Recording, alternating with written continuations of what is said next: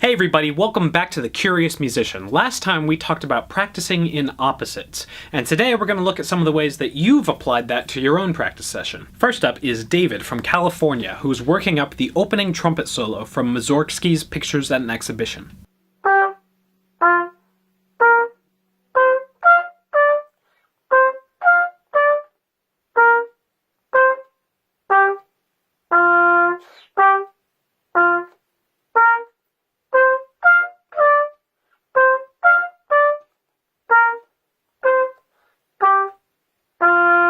The original notation suggests a very rich, sustained sound, but here David is playing very short and detached. He's zooming in on just the fronts of notes, making sure each one is clear, consistent, and centered. So when he goes back to playing the notes at their full value, he's already trained himself to have a nice clear ping at the front of each note. Next is Aaron, here in Miami Beach.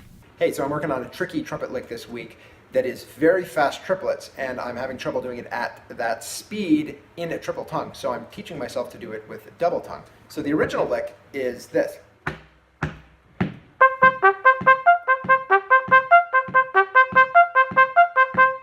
And I'm finding it's easier for me to think about these things in groups of 6 with double tongue. So it's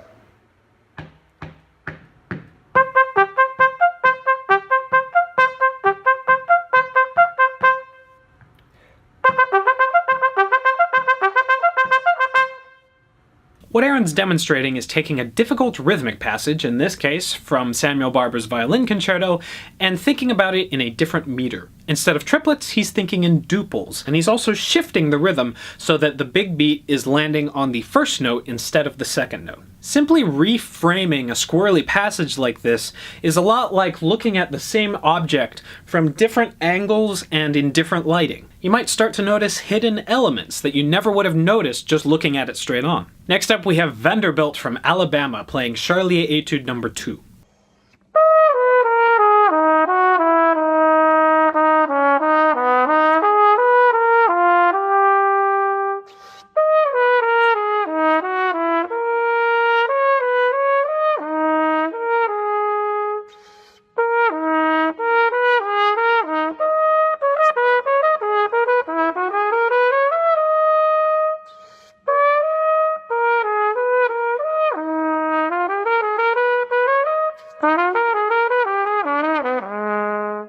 Now our friend here is working on being as musical as possible, and these Charlier etudes are a fantastic resource for that, so great choice. Now, when we're shaping a musical phrase, it's important to remember that at any given moment we are doing one of 3 things, and those things are leading somewhere, arriving somewhere, or moving away from something, or finishing the phrase. And what you end up communicating through the music depends a lot on where you put those points.